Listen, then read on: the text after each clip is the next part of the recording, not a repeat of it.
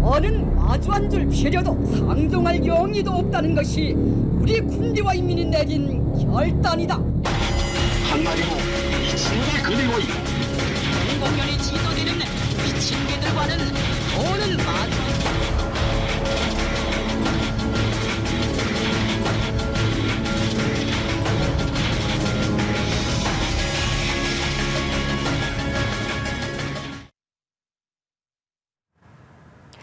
북한의 막말이 미국에나 집중되나 싶더니 이젠 그 화살이 남쪽을 향하고 있습니다.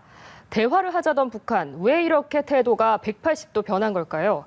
통일연구원 조한범 박사, 북한자유연맹 김주성 이사와 함께 자세한 이야기 나눠보겠습니다.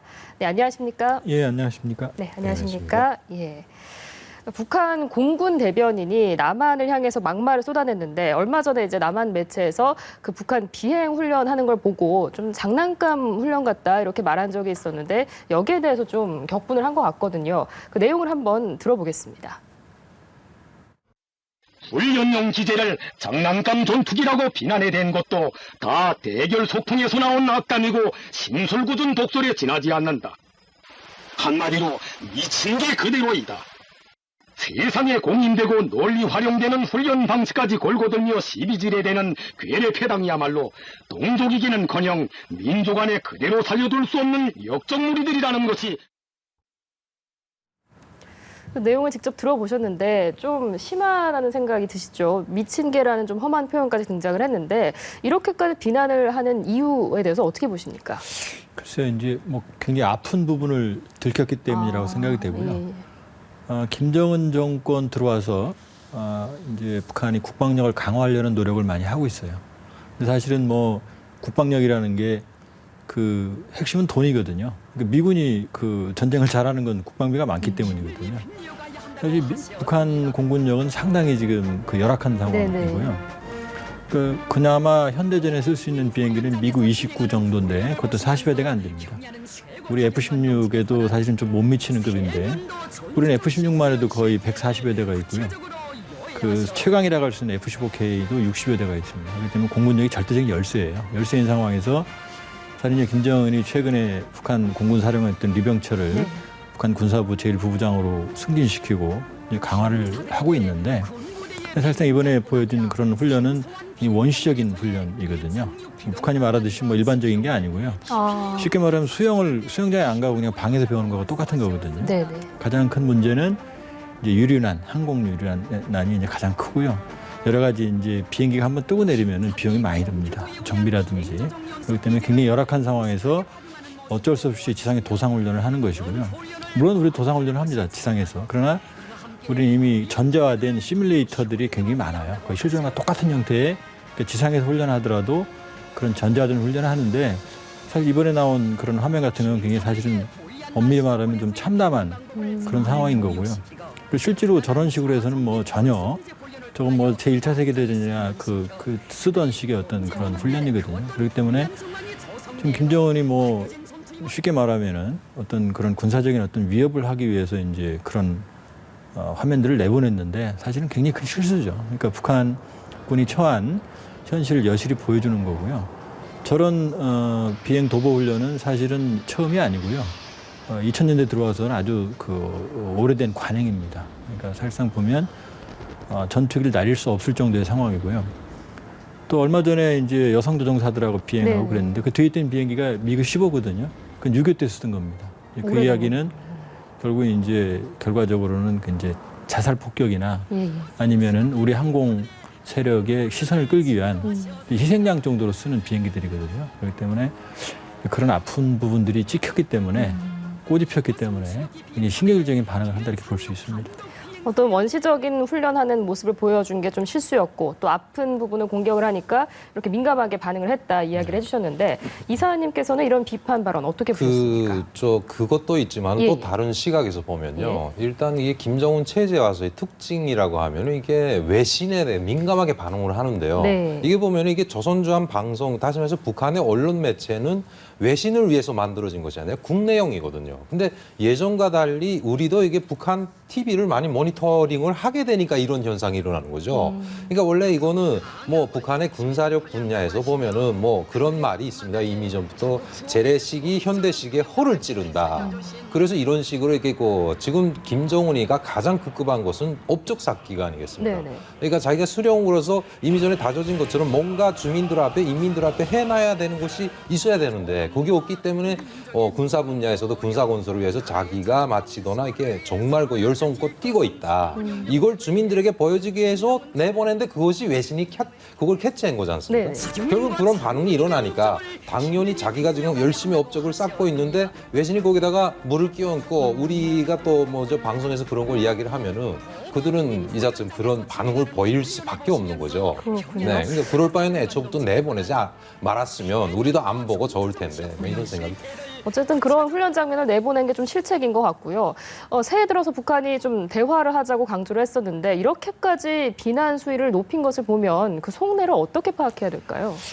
크게 보면 북한이 남북 대화, 북미 관계 개선의 필요성은 있습니다. 그러니까는 2013년 2월에 핵실험, 그다음에 상반기 무력 시위 이후로 큰 틀에서는 북한이 무력 도발하는 것 같지만 사실은 굉장히 다양한 채널에서 남북 관계 개선을 위해서 시도를 하고 있어요. 그러니까 아시안 게임 참가도 그렇고 이 황병서 일행의 그 방남도 그렇고 올 1월 초 김정은 제1위원장의 신년사에서도 사실은 정상회담 제안한 거거든요. 근데 이제 문제는 그 한국 정부나 미국이나 과거처럼 북한의 어떤 협상 전술, 다시 말해서 시위하고 네네. 협상하고 실익을 얻고 또 자신들이 갑이 되고 잘못된 행동에도 보상을 하고 이제 그런 패턴에는 끌려가지 않겠다는 거거든요. 네네. 그렇기 때문에 사실은 이제 김정은 위원장의 신년사 바로 뒤에 오바마 대통령이 휴가지에서 이제 대북 제재를 발표했거든요. 그리고 그 위에 큰 흐름을 보면 미국의 지도층, 한반도 문제에 대한 지도층 인사들이나 학자들의 입을 통해 나오는 이야기를 보면 남북관계 개선은 북핵 문제의 해결과 연동이 돼야 된다는 메시지를 강하게 보내고 있어요. 근데 북한은 사실은 북핵 문제는 따로 진행을 시키고 남북관계 개선을 해서 오이사드 체제, 금강산관광 재개, 그리고 이제 보다 큰 북한이 야심차게 추진하고 있는 19개 경제개발구에 대한 투자 유치, 이런 형태를 통해서 이제 김정은 정권 기반을 강화할 의도를 가지고 있거든요. 근데 그런 시도가 이제 지금 막힌 거죠. 네네. 거기다가 이 북핵 실험 유예할 테니까 이 군사 실험을 중단해달라는 것도 지금 거부했거든요. 왜냐하면은 여기 한국에서 군사적인 훈련이 시도가 되면 북한도 반드시 대응을 해야 되는데 그런 능력이 없거든요. 그런 점에서 북한은 사실은 자신들이 구상했던 지금 남북관계 개선을 통해서 체제 안정을 강화하고 북핵 문제도 또 따로 다른 형태의 협상을 통해서 실익을 챙겨가는 그런 그림이 깨졌기 때문에 네네. 단기적으로는 사실은 남북관계 개선이나 북미관계 개선이 어렵다고 판단하는 거고요. 거기에 따른 강력한 반발이라고 볼 수 있습니다. 대화의 의지는 있지만 자신들이 원하는 조건을 들어주지 않으니까 그렇죠. 거기에 대한 불만을 그렇죠. 표출하고 있다. 이렇게 해석할 수 있겠군요. 북한이 앞서 사실 미국에 대해서도 거친 발언을 했었는데 네. 한번 들어보도록 하겠습니다. 우리 군대와 인민은 미국을 상대로 더는 마주 앉을 필요도 없고 상종할 용의도 없다는 것을 미 합중국의 오바마 행정부에 정식으로 통과하지 않을 수 없다. 이게 국방위원회 성명이면 뭐 북한에서는 꽤 높은 수준의 그런 그렇죠. 공식 반응이다라고 볼 수 있을 텐데 네. 미국과 상종하지 않겠다고 했는데 이거 진심일까요? 제가 볼 때는 지금 보면 북한이 외부적인 압박이 상당히 그냥 이 꼬리를 물고 있거든요. 인권 문제로부터 네네. 시작해서 그다음에 인터뷰 영화도 그렇고, 그러니까 자기들이 좀 갑의 그 입장을 차지하려고 하는데 그게 안 되지 않습니까? 근데 참 웃긴 게 이자처럼 이게 성명으로 나왔지만 비방 중상 오바마 대통령이라고 했거든요. 사실 이게 남한에 대한 듯이 하면은 뭔가 또 그건 좀 더 심한 말이 나와야 되는데 그거는 자제하고 있지 않습니까? 네. 그러니까 역시 미국하고도 그런 물밑 협상이라고 할까요? 뭔가 앞에서는 자존심이 있기 때문에 소리는 내지만 뒤에서는 역시 끈은 넣지 않겠다. 이런 뜻이겠죠, 한마디로. 그렇군요. 네. 그 국방위원회가 또 성명에서 북한군의 대응이 강도 높게 벌어질 것이다 이렇게 밝혔기 때문에 일각에서는 앞으로 있을 무력 시위에 대한 명분 쌓기 아니냐 이런 분석도 나오거든요. 박사님은 어떻게 보십니까? 그럴 수는 있죠. 그러나 지금 자세히 들여다보면 북한의 경제난은 전혀 낮은 바가 없고요. 군사력을 강화한다고 하더라도 사실 지금 이번에 도보 훈련도 나왔지만 이전에는 김정은 제1위원장이 잠수함 로미오급 잠수함을 탄 장면이 나왔거든요. 근데 그게 사실 보면 전략적으로 보면 대단히 노후화되고 예. 녹슨 부분들이 그대로 지금 보여지는 그런 면이 있었거든요. 그렇기 때문에 또 사실 작년에 우리가 한미 군사훈련에 대해서 북한이 대응훈련을 한 적이 있거든요. 근데 그 사진도 사실은 자세히 보면 여러 사진을 겹쳐가지고 같은 사진을 동일 반복해서 대규모 훈련을 한 것처럼 그렇게 위장을 한 어떤 사례가 있었거든요. 그렇기 때문에 현실적으로 북한의 군사적인 시위나 도발은 아마 단거리 미사일 발사체 이미 사용 수명이 끝났거나 아니면 무기 개발을 위한 어떤 그런 시험 정도는 가능하겠지만 대규모의 군사적인 훈련이나 아니면 실질적인 어떤 그 무력 도발이나 하기는 그런 대응을 하는 굉장히 어렵다. 그렇기 때문에 지금 사실 그 한미의 군사적인 대응 체제에 대응할 수 있는 수단이 한계가 있고 제약이 있기 때문에 이 언수를 통해서 지금 하는 그런 어떤 흐름들이 있고요. 그렇기 때문에 이 중저강도의 어떤 말씀드렸다시피 단거리 미사일 발사체라든지 아니면 북한군의 어떤 이동이라든지 아니면 언술적인 위협이라든지 그런 거는 중저강도의 위협은 있겠지만 북한이 실질적으로 대규모의 군사적인 대응을 하기에는 사실 대단히 어려운 어떤 상황이다 이렇게 볼 수 있습니다. 말로는 미국과 상종하지 않겠다, 또 군사적 대응 강화하겠다라고 하지만 그걸 말 그대로 믿어서는 안 되겠다, 또 이런 분석을 해주셨고요. 또 북한이 막말을 퍼부은 상대가 또 있는데 바로 이명박 전 대통령입니다. 아무래도 최근에 회고록을 발표하면서 그 남북 간의 비사를 공개했기 때문인데요. 노동신문을 통해서 한번 확인해 보도록 하겠습니다.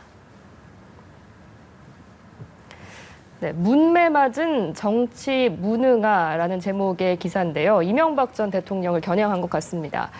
가뜩이나 미움받는 처지에 입 다물고 가만히 있을 것이지 괜히 회고록을 펴내서 화만 입게 됐다 이렇게 이야기를 하면서 사실 추물이라고 좀 강도 높게 표현까지 했습니다. 회고록을 쓴다는 것도 가관이지만 자기 치적을 광고하려고 염치 없이 놀다가 동네북 신세가 된 것은 더 꼴불견이다라고 하면서 강한 비판을 했는데 이런 반응을 예상을 하셨습니까?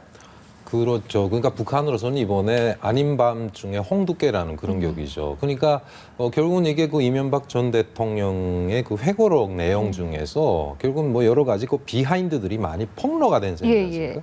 그러니까 결국은 북한 입장에서는 남북 관계에서는 어디까지나 대등한 입장에서 하려고 하고 있는데 그걸 보여주고 있는데 이자처럼 결국은 보면은 국월 애교인 거죠. 이걸 해주면 이만큼 달라. 이런 것이 이게 낱낱이 폭로가 되다 보면은 역시 현재 김정은 신체제에서는 그 자체가 데미지가 아닐 수가 없는 거죠.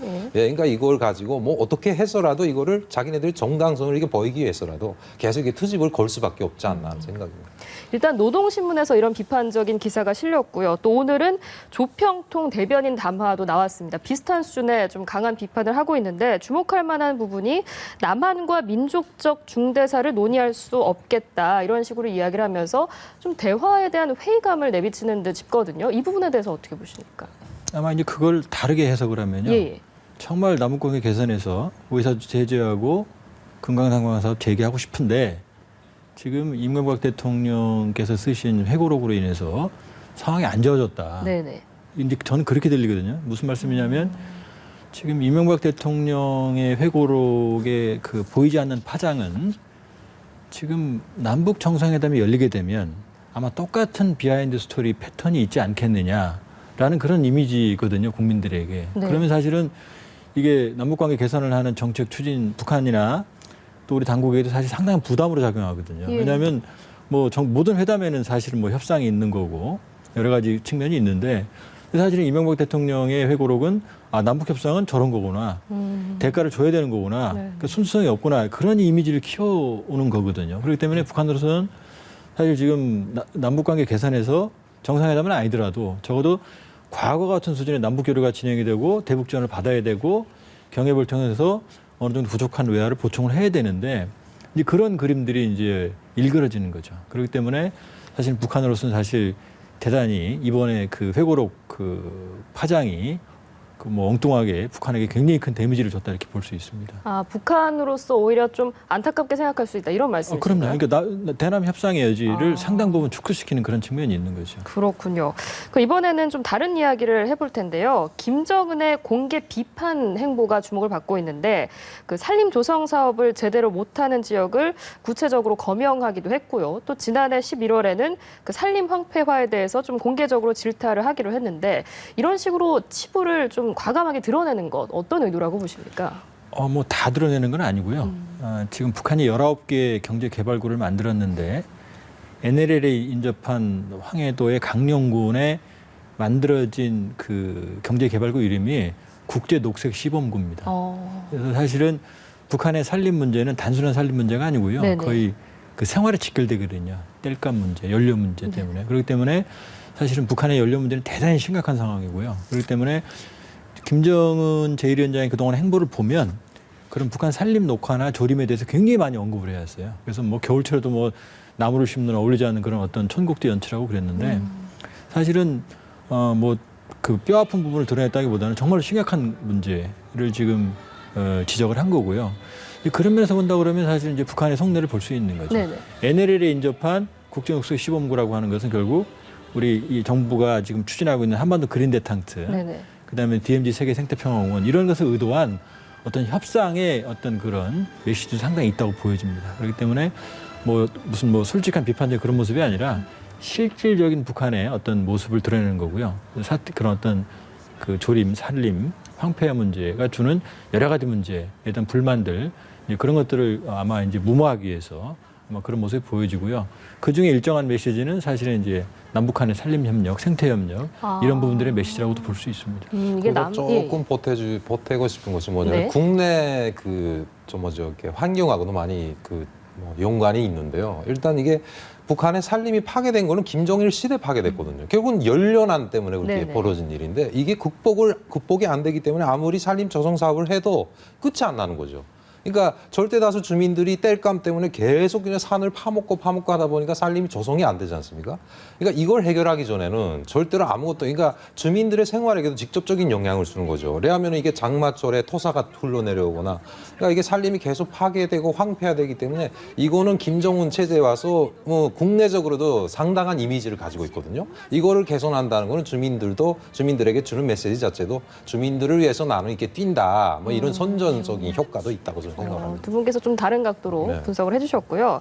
오늘 북한의 막말에 대해서 이야기를 나눠봤는데 일단 새해 들어서 처음에는 대화를 하자고 했고 지금은 어쨌든 뭐 막말을 하고 있거든요. 다음 행보가 궁금합니다.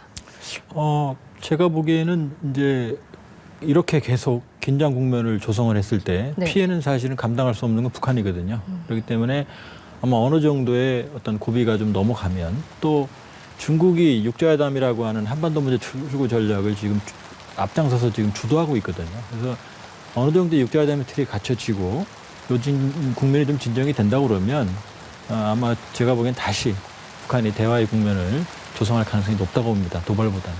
그런데 이제 3월 초에 그 한미 군사훈련이 있어서 어느 시점에 좀 대화의 문을 다시 열게 될지. 제가 궁금한데요. 보기에는 그 북한도 알고 있거든요. 그 한미 군사훈련이 자신들의 요구에 따라서 연기되거나 취소하는 게 그런 어떤 가능성은 없다는 걸 알고 있거든요. 네. 그렇기 때문에 이 군사훈련이 큰 변수가 될 것 같지는 않습니다. 큰 틀에서 북한은 남북 관계를 개선해야 될 필요성이 직면해 있기 때문에 아마 다양한 형태로 그 비방 중상과 함께 다양한 형태로 또 다른 대화에 어떤 올해가 또 그 광복 70년 아닙니까? 네네. 그렇기 때문에 그걸 빌미로 해서 여러 가지 형태의 대남 제의를 할 가능성이 있다 이렇게 볼 수 있습니다. 이사님께서는 어떻게 보십니까? 제가 볼 때는 이제 북한의 북한 체제 생리를 놓고 볼 때요.